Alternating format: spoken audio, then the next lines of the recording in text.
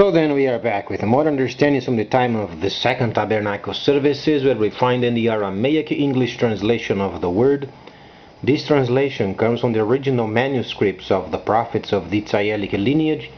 So then we can understand the time of the end as per Yershiyahu the prophet, find a layer of understanding of the spring feast, autumn feast, and also the returning of the cities of the Messiah laid waste from many centuries.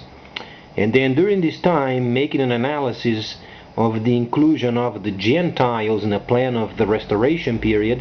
And Yershiyahu the prophet has mentioned regarding then the Gentiles then taking care of the fields.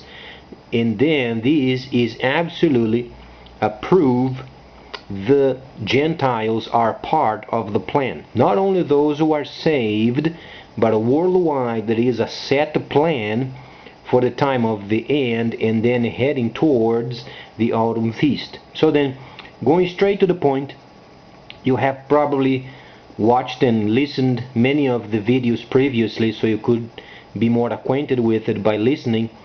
And then, going straight to the point in terms of then Daniel the prophet, we find then China once again taking its leadership, its rightful place before the nations, as we find then precisely Daniel chapter 10 was then a special fast time where then Daniel the prophet was then fasting, and he set his focus, his time regarding then the understanding of the time of the end.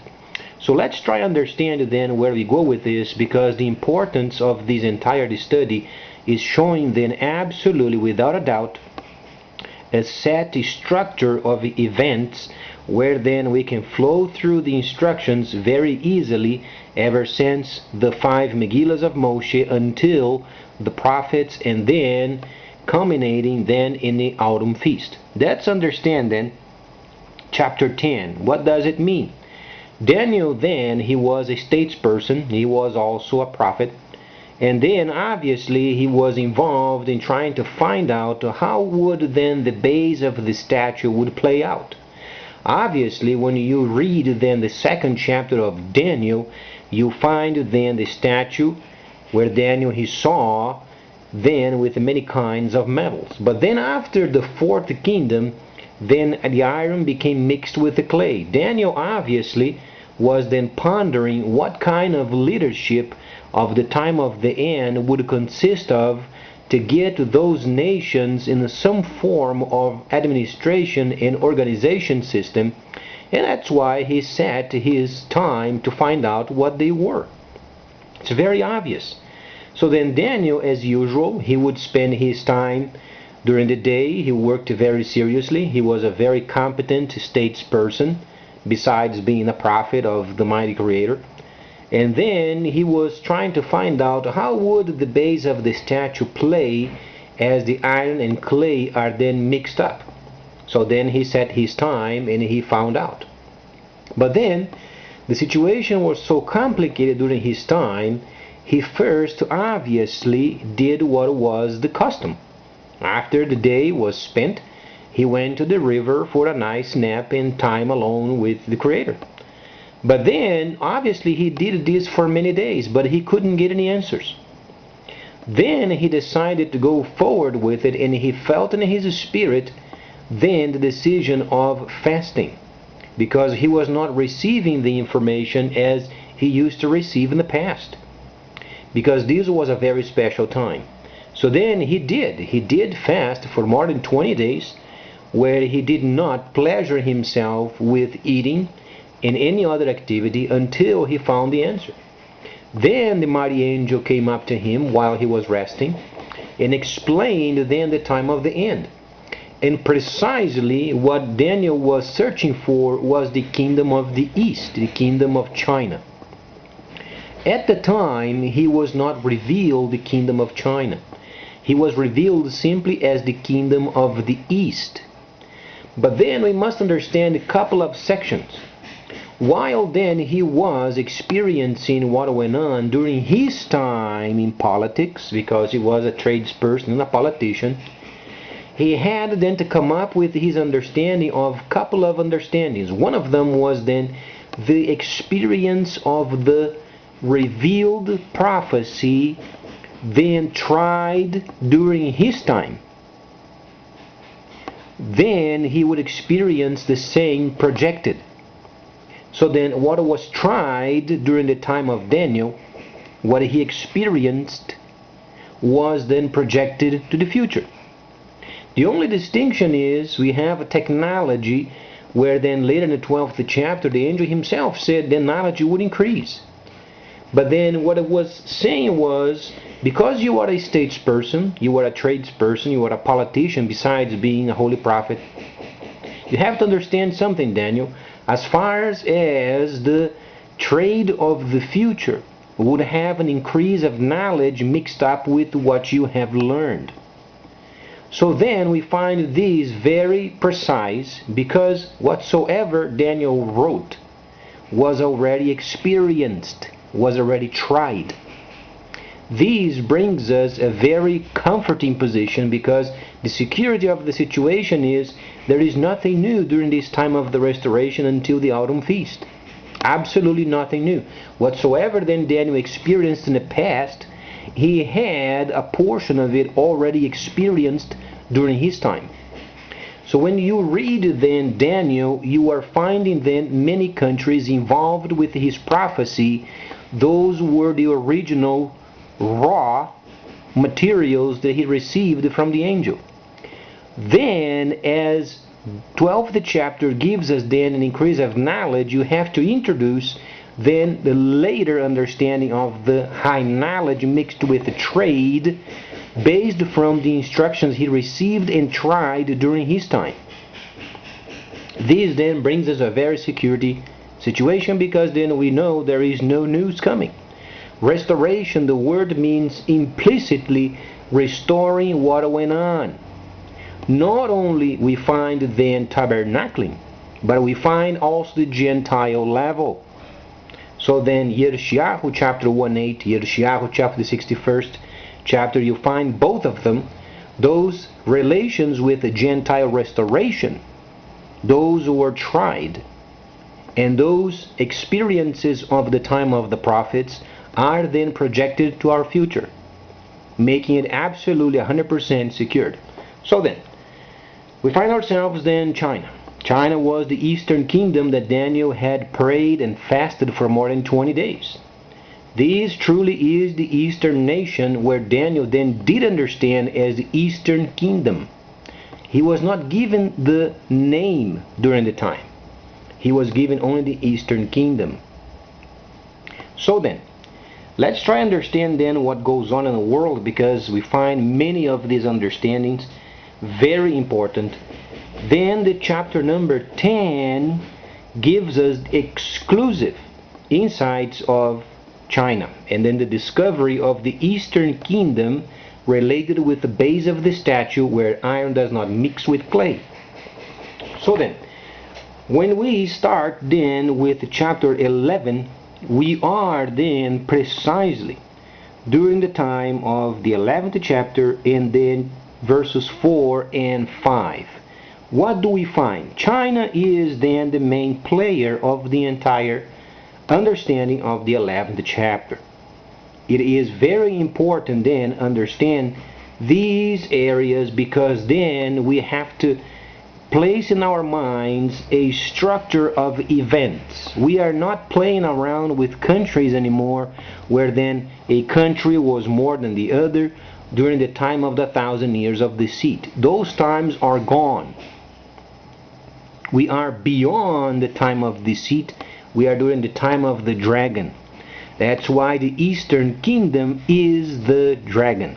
So when you read then Galah or Revelation, the 20th chapter, prior of the starting of the autumn feast, you find then the many references of Nahashatan as then obviously serpent, you find deceiver, you find then destroyer, and you find the dragon.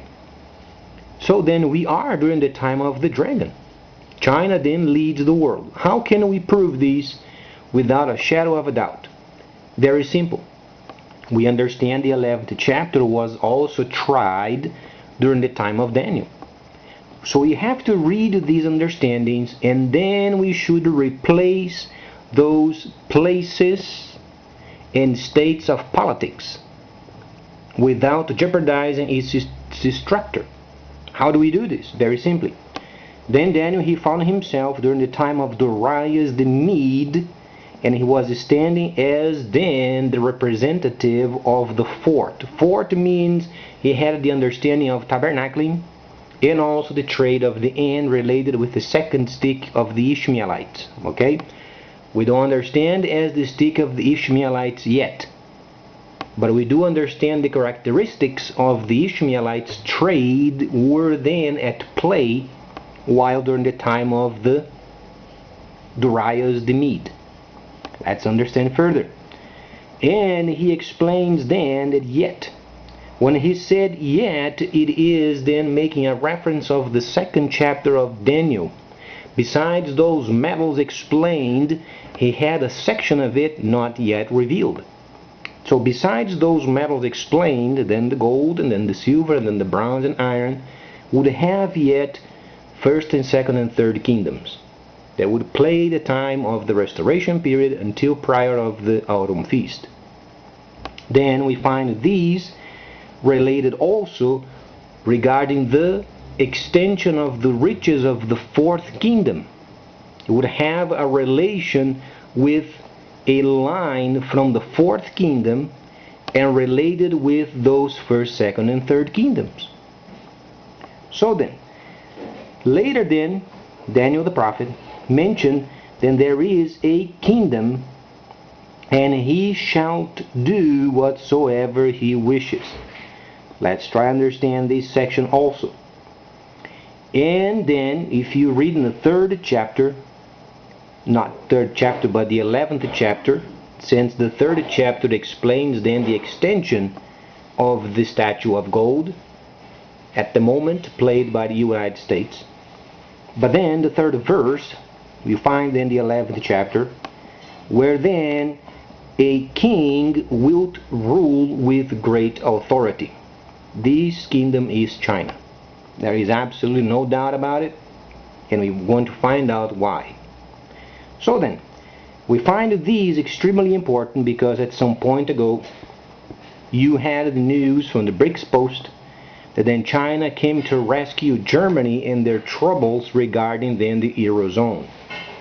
Germany had to pay another 14 billion of euros to Cyprus, 14, and Germany was able to get around it because Germany is unfortunately not able to control the European Union, and China came to their rescue, as we find precisely during the time of then the 11th chapter.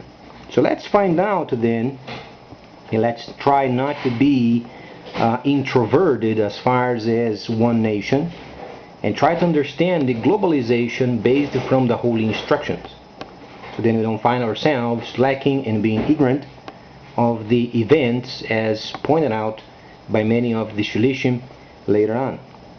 So then we find ourselves studying then the 4th verse, where you find then where we are at. So then let's reread then what Daniel the prophet has said regarding this section.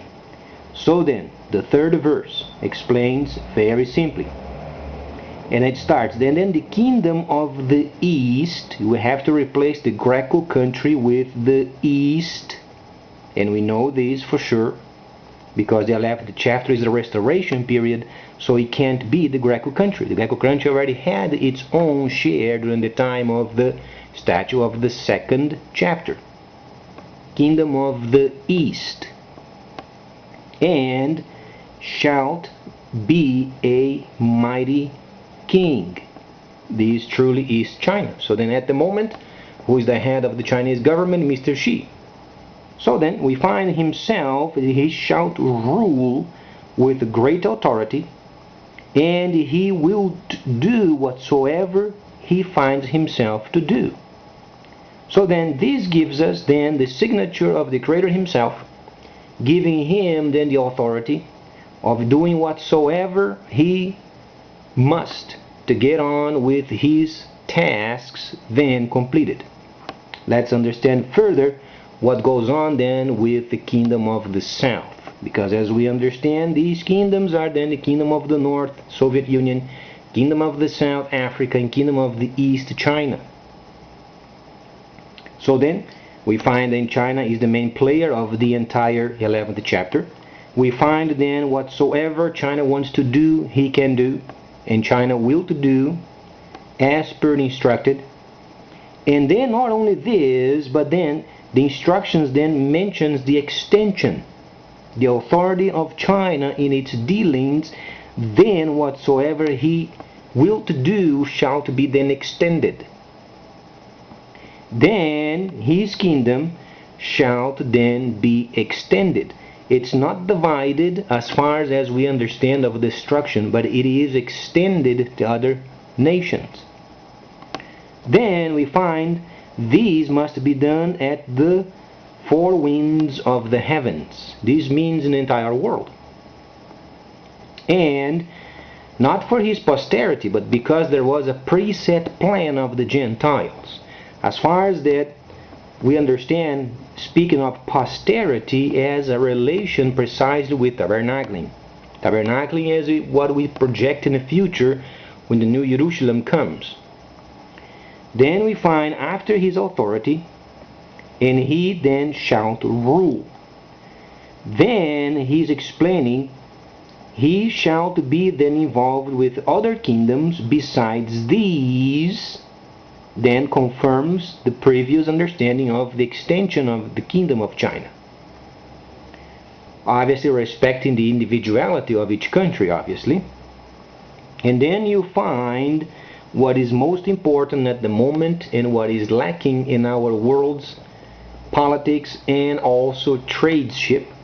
And there is then, and the kingdom of the south shall be great. What do we understand of this section? Very importantly is the link of Mr. Xi and Mr. Kabila, so then we can get on with the next verse. So this is where we are at, precisely waiting for Mr. Xi then to take on the leadership as he has done thus far. As this last Sunday he has closed 12 partnerships with Venezuela. So then regarding then agriculture, regarding oil and many other aspects of the relationship amongst those countries, they have made up their own agenda. So then China is truly leading. But then it's very important also as far as the instructions, and for the benefit of the entire world, Mr. Xi must make a deal with Mr. Kabila at some point. So then the world can go on with it. So then we can go to the 5th verse, and then starting on the 6th, and then comes the relationships of these countries. And the rest of us can be infinitely benefited from their own obediences and from their own trade. So that's where we are at the moment. Later on we are going to find out more information and also the relationship of the Northern Kingdom, then the Kingdom of the North of the Soviet Union, then coming down and then organizing the mines. These then comes later as we expect first. The first objective, Mr. Kabila making a deal with Mr. Xi. The world can't go on with the trade ship around the world without these relationship first. The Creator never made a mistake, and he won't ever make a mistake. So let's understand what it takes to get these relationship, then this deal, in whatsoever circumstances. And let's say if these leaders, they think for some reason the relationship is very far apart, they must try, because the Creator will be there for them.